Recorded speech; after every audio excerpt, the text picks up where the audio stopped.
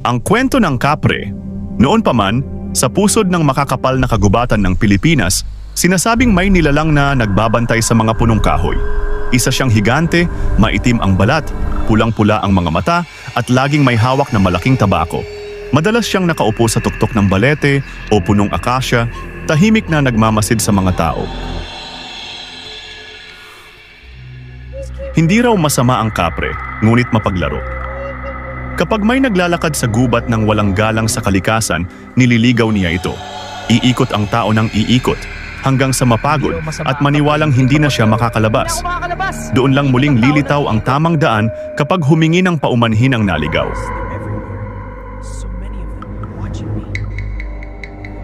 May mga kwento ring nagsasabing ang kapre ay kaibigan ng mga bata at tagapagtanggol ng mga hayop. Ngunit kapag sinira ang kanyang puno o pinutol ang gubat dahil sa kasakiman, nagiging mabagsik ang kanyang galit. Ang dating tahimik na higante ay nagiging anino sa dilim.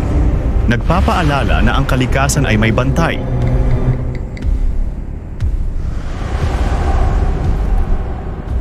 Hanggang ngayon kapag may naamoy na usok ng tabako sa gitna ng gubat, sinasabi ng matatanda, "Mag-ingat ka, baka minamasdan ka na ng kapre."